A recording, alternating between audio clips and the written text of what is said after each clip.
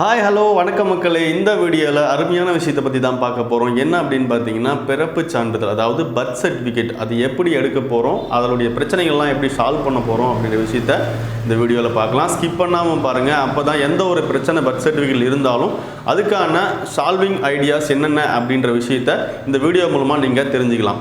சரிங்களா? ஃபஸ்ட்டு வந்து பார்த்தீங்கன்னா, பர்த் சர்டிஃபிகேட் வந்து பார்த்தீங்கன்னா, ஒரு குழந்தை பிறக்க போகுது அப்படின்னா நீங்கள் ஹாஸ்பிட்டல் போகும்போது என்ன பண்ணிடுறீங்கன்னா, பேரண்ட்டோடைய ஆதார் கார்டு எங்கே போனாலும் கொண்டு போயிடுங்க.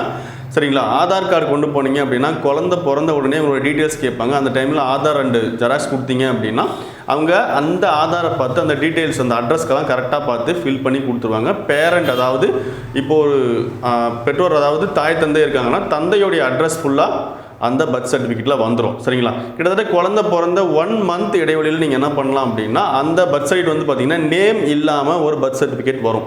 சரிங்களா? நேம் ரிஜிஸ்டர் ஆகாமல் ஒரு பர்த் சர்டிஃபிகேட் வரும். இப்போ ஒருவேளை ஜிஹெச்சில் அந்த குழந்தை பிறந்திருக்கு அப்படின்னு வச்சிங்களேன், இப்போ என்ன பண்ணணும் அப்படின்னா, பர்த் ரிஜிஸ்டர் ஃபார்ம் அப்படின்னு ஒன்று இருக்கும். சரிங்களா?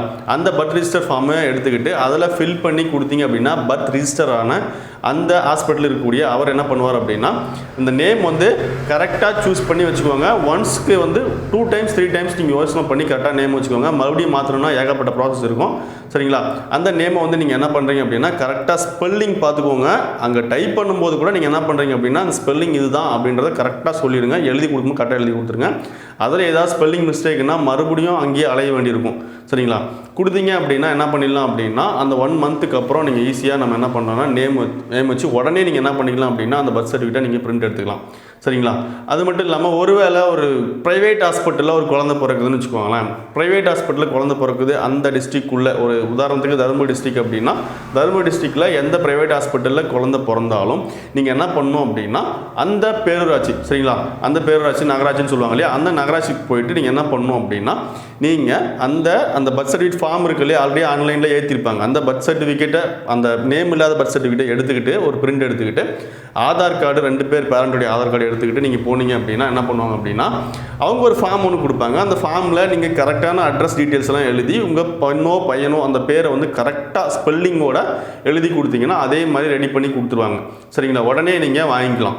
சரிங்களா? நெக்ஸ்ட்டு, ஒருவேளை என்னுடைய பர்த் சர்டிஃபிகேட் பேர் வச்சிட்டேன், இப்போ நேம் வந்து அதில் கரெக்ஷன் இருக்குது அப்படின்னா நீங்கள் என்ன பண்ணணும்னா, மறுபடியும் நீங்கள் அங்கேயே தான் அதே ஆஃபீஸ் தான் போகணும்.